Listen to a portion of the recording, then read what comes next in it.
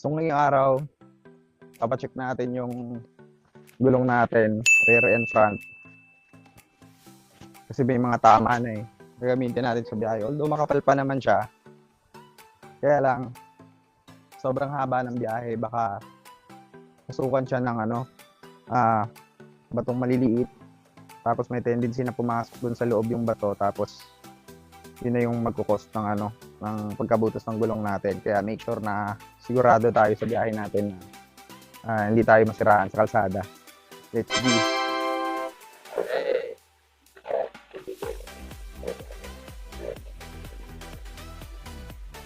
Oscar mali! Oscar! Alright, nandito na nga tayo finally. Actually, pangalawang beses ko na ngayon dito na pumunta sa kanila dahil maayos at pulido yung gawa nila. Hindi lang pala big bikes and pwede rin magpagawa dito. Marami ding mga scooters, underbone.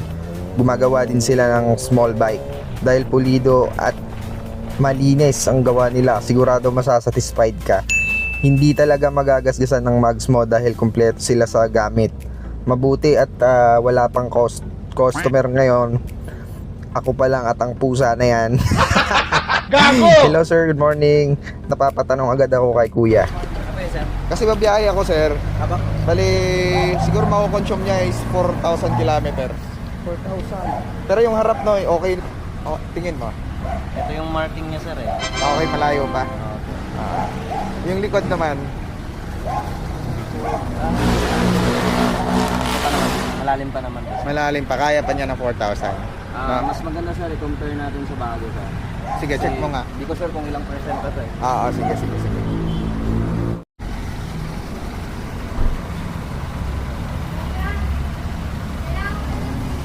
Ilang percent na lang talagay mo? Siguro sir, mga 40% na lang. 40% na lang no sa 100. Pero kung ano man, sobrang Pala yung brand. ang layo na ng diferensya, no? Opo sir. Ano to? Bridgestone T32. Opo sir, same na same. Magkano nga yan? Ha? Di ko po kabisado eh. Oo, Tanungin sige. natin. Habang naghihintay tayo matapos gawin yung gulong natin, nagdikit na rin pala tayo ng sticker dyan. Siyempre, kapi-kapi muna sa tanghaling tapat at dahil walang customer at bag helmet, pinaupo muna natin dyan. At yun na nga, tapos na ang bilis nilang gumawa. Sure ball, walang aberya ang nilagay natin gulong dyan.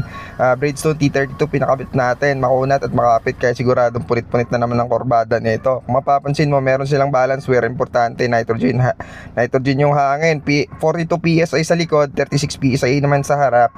Standard free installation na may libreng chismis ka pa. ang price pala nila sa rear tire 190 55/17 ay 10,352 to 9,834 na lang discounted na. Syempre dahil tapos na nga, uwi na tayo.